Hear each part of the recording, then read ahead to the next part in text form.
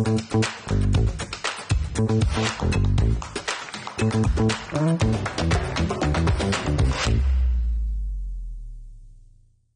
oi! No Vista Fina de hoje, Prof. Clara, nossa coordenadora do curso de Educação Física.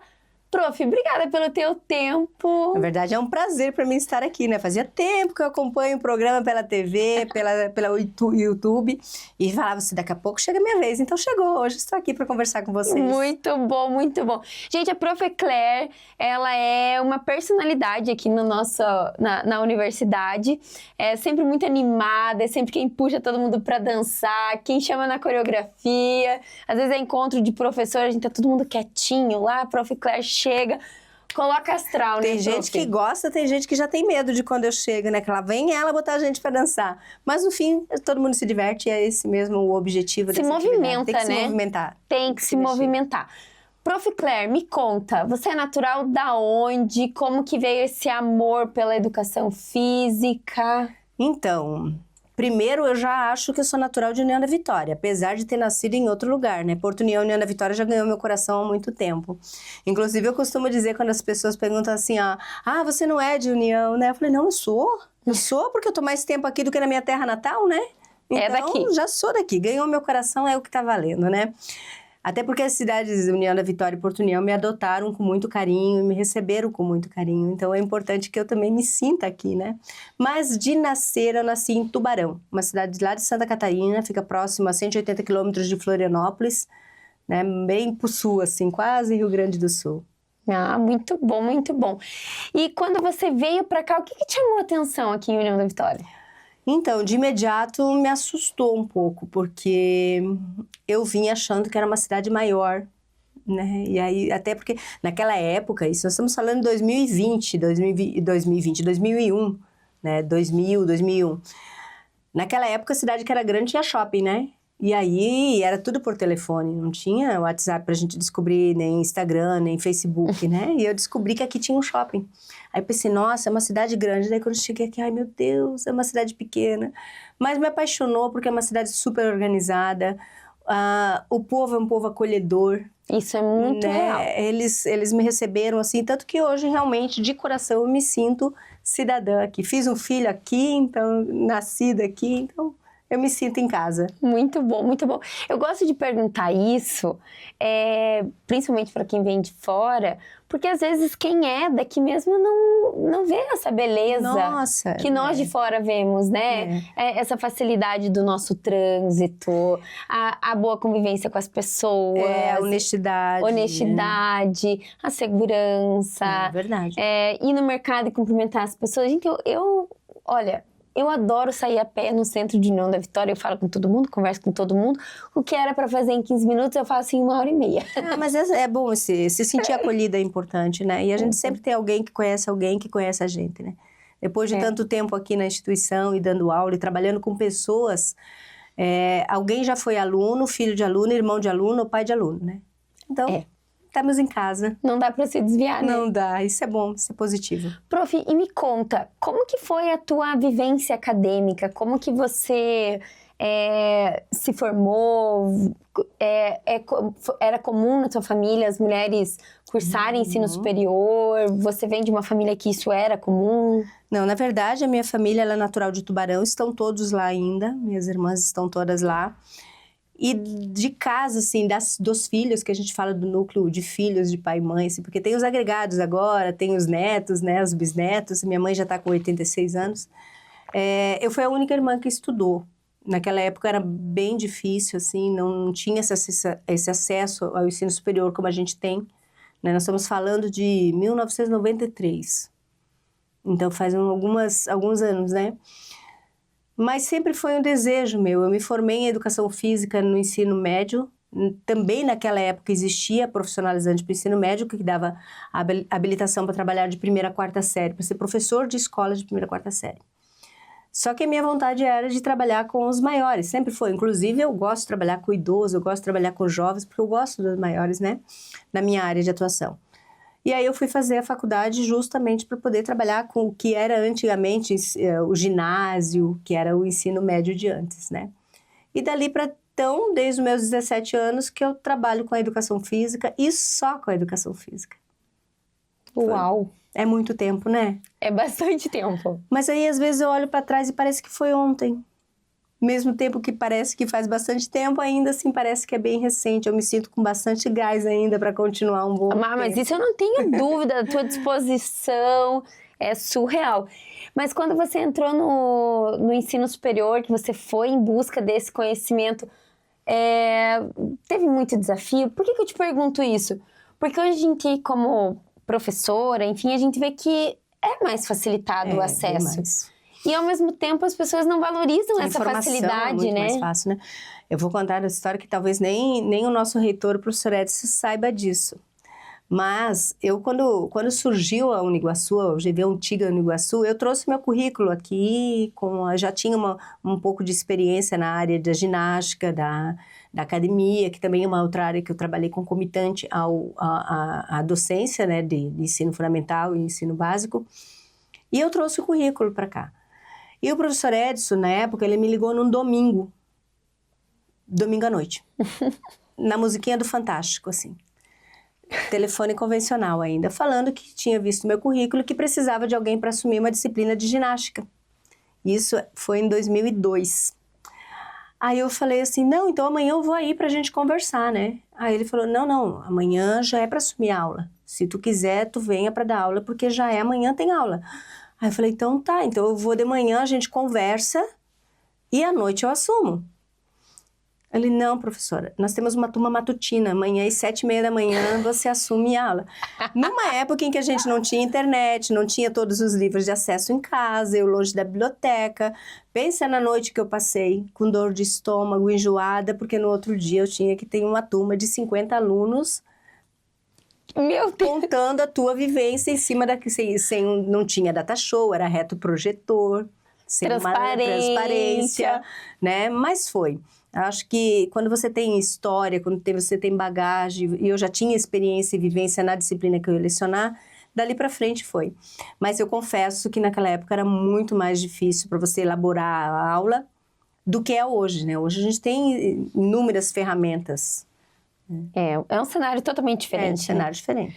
Gente, esse foi o nosso primeiro bloco, mas fica aqui com a gente que tem muita coisa para contar. Inclusive, eu tenho uma pergunta mais pimentinha, assim, para a Prof. Claire. Até já!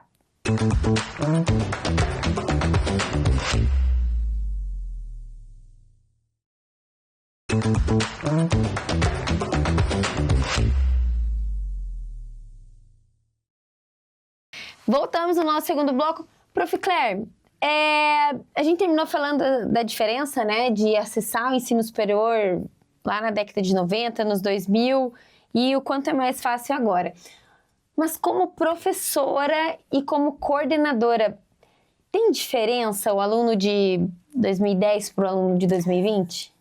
Tem. Só que eu tomo bastante cuidado quando as pessoas me questionam nesse sentido, porque parece-me que fica sempre aquele conversinho assim, ó, antigamente era melhor, porque a turma de antes era melhor, porque no meu tempo era assim, no meu tempo... Eu acho que toda fase, toda época, todo ciclo, toda geração, ela tem seu charme, tem seus pontos positivos e tem seus pontos negativos. Tem seu valor, né? Tem seu valor.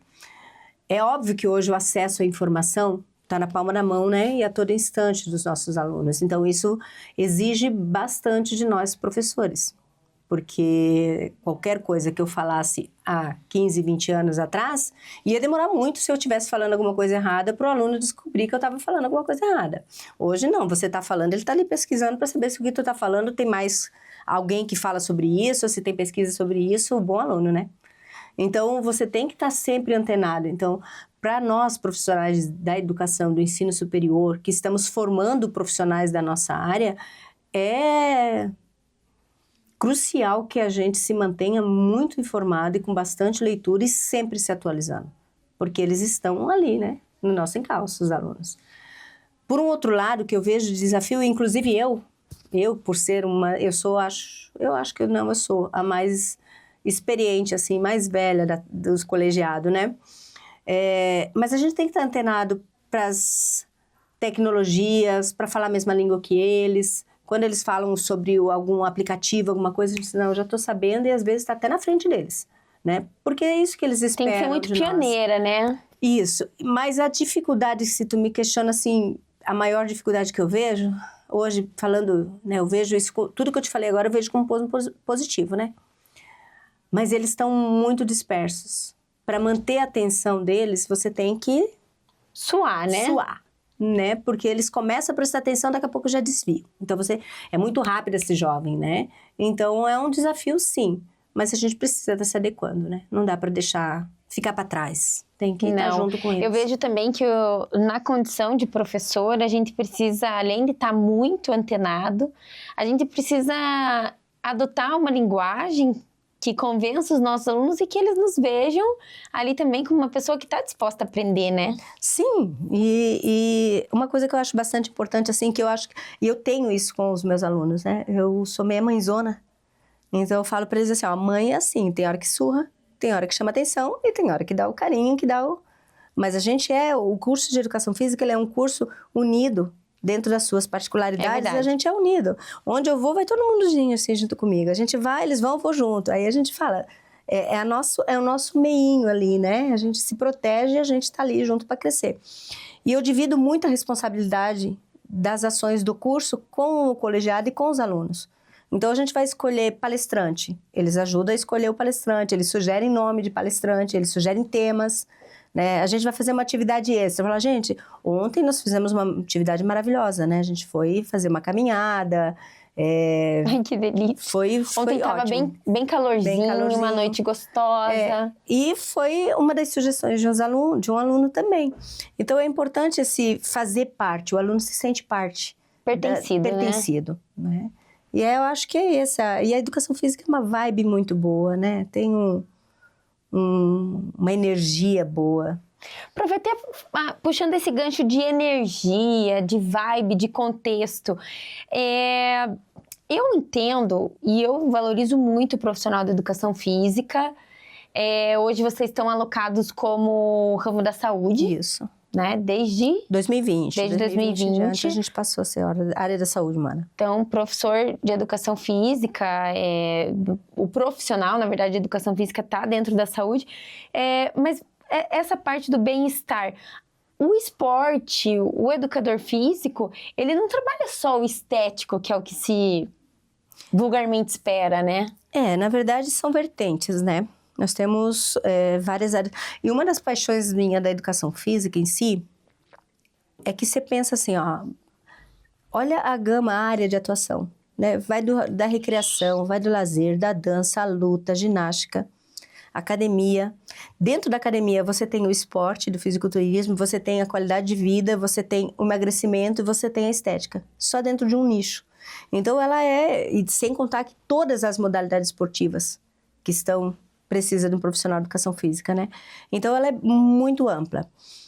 A gente não pode resumir ou reduzir a educação física apenas a ganhos estéticos, né? Que hoje é o que a mídia está vendendo, né? Estética, estética, estética e muitas vezes a qualquer preço, a qualquer custo. Mas o tempo passa e a gente precisa fazer uma poupança, eu falo assim, de massa magra, de músculo, né? De composição corporal, porque a idade vai chegar para todo mundo. E hoje a gente tem um núcleo familiar muito reduzido, né? Minha mãe teve 13 irmãos, eu tenho 13 tios, né? A minha mãe já teve 7 filhos. Minha irmã mais velha teve 4, eu tive 2. Meus filhos não querem ter filhos. Então, vejam como que tá mudando, né? Minha mãe tem 7 filhos em torno dela, querendo cuidá-la, né? Se eu não me cuidar, 2 filhos vai ficar pesado para cuidar de mim. E a gente pretende viver bastante tempo. Então, não é só o ganho estético. O ganho estético, ele tem um momento da nossa vida que ele vai contar. Mas e o resto todo desse momento, né? E os seus 50, os seus 60, os seus 70, os seus 80 anos, como é que vão ser? E isso a educação física proporciona, né? Fazer essa poupança, fazer esse ganho, fazer esse cuidado com a saúde a longo prazo. Isso é muito bom. Eu gosto da história de poupança de músculos, né? Essa é boa. Porque às vezes a gente tá lá puxando ferro, eu nem posso falar a gente tá lá, porque ultimamente eu não estou indo, né?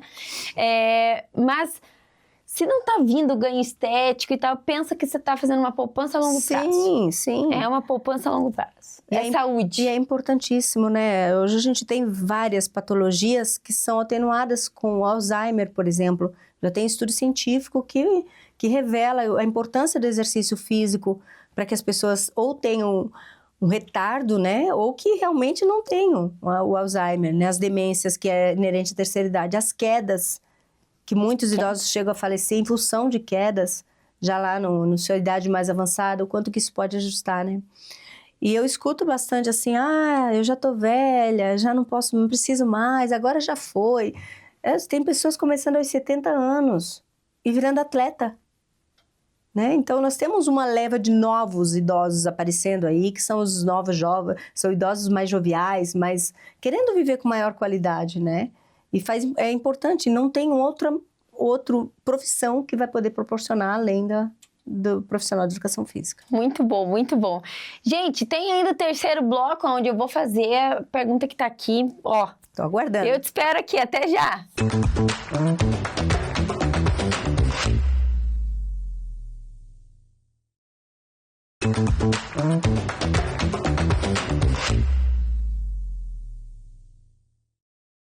Voltamos no nosso terceiro bloco. E, Prof. Claire, eu tenho observado ultimamente que tem muito consultor físico no Instagram. É isso, então. Se colocando como... Não sei se eu posso falar aqui coach, enfim, mas que vende consultoria, vende emagrecimento. É verdade. Enfim, que dá aula de cross-training, faz treinos milagrosos e não são profissionais de educação física.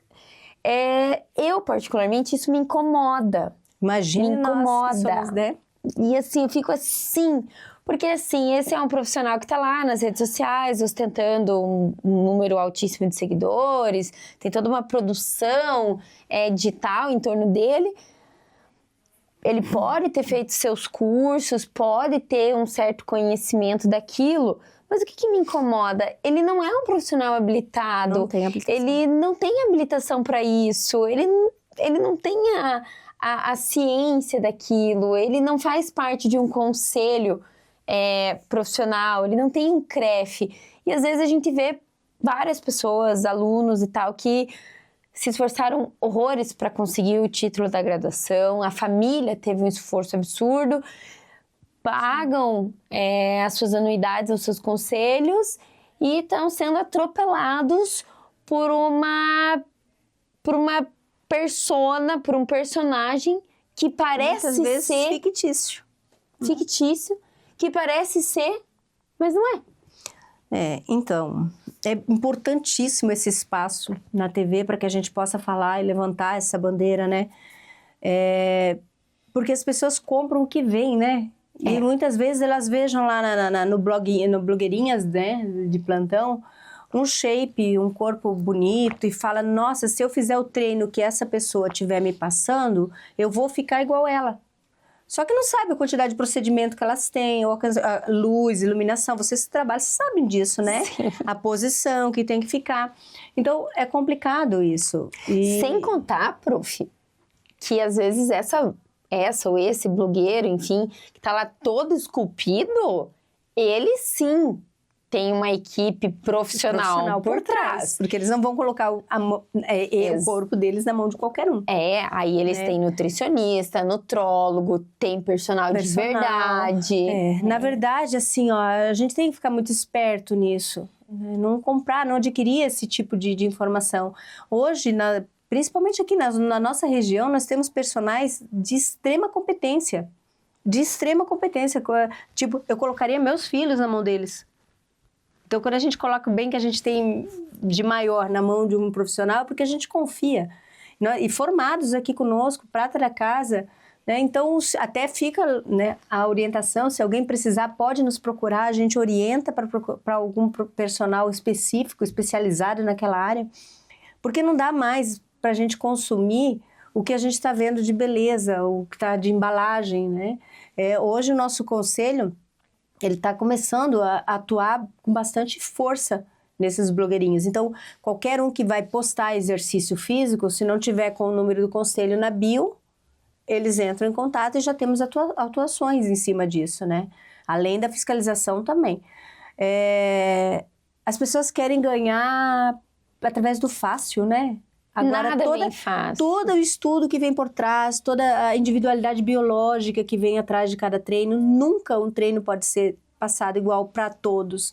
Porque, às vezes, assim, ó, eu gosto bastante de trabalhar com mulheres acima de 40, né? Que tem toda aquela parte hormonal envolvida, a dificuldade. Aquela bagunça hormonal. Né? E o mesmo treino que você coloca assim, um treino de adaptação para quem está iniciando, que supostamente poderia ser igual, supostamente, né? Tu faz para a mulher A, a mulher B não responde igual. Uma responde bem, outra não, porque tem outras variáveis que a gente tem que avaliar e é só a presença, o dia a dia, a conversa, o ajuste fino para conseguir fazer que aquele corpo reaja de uma certa forma ao exercício, sabe? E não tem outra pessoa. A gente estudou para isso, a gente se preparou para isso, a gente testa, né? As ações para saber qual é a melhor.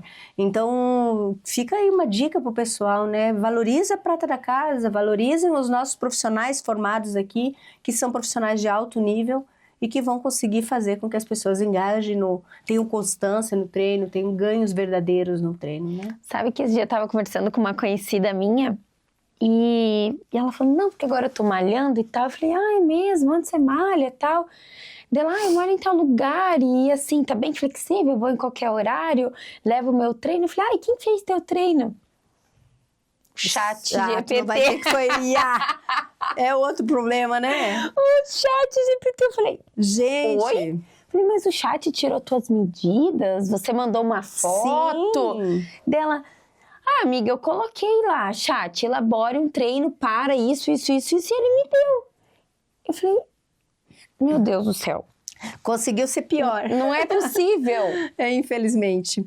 Né? Então, eu não sei nem o que falar pra você né? disso. O perigo disso, uma de pessoa se machucar. vai pra lá, faz um exercício errado, faz um movimento errado, pega uma carga errada, né? Estoura um nervo, um tendão. Uma articulação.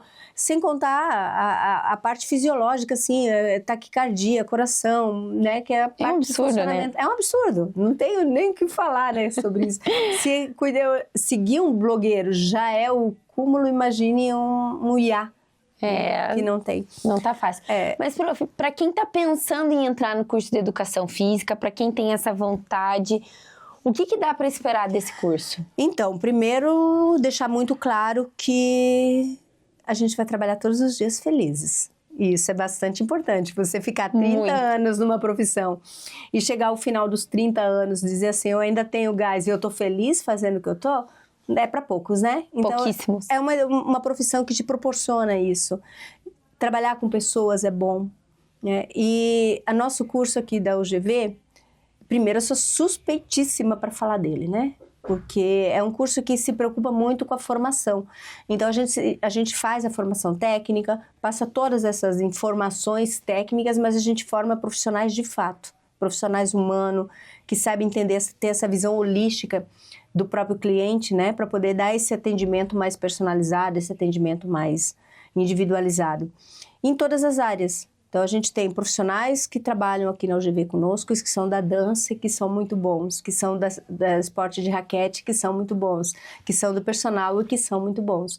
Então, os alunos sairão com uma boa referência profissional, uma boa bagagem profissional para ir para a área da educação física que eles quiserem. Sem contar que o curso ele proporciona inúmeras atividades, é um curso muito dinâmico. Então, toda semana a gente tem alguma coisa diferente, ações diferentes que vão complementar a formação deles de graduação, para que eles saiam daqui prontos para o mercado de trabalho. Muito bom, prof, muito bom.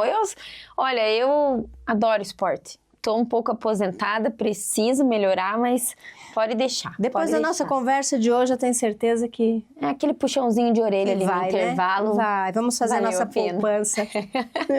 Gente, esse foi o Vista Fina de hoje. Obrigada pela tua audiência. Fica bem e eu te espero no próximo. Até! Tchau, tchau!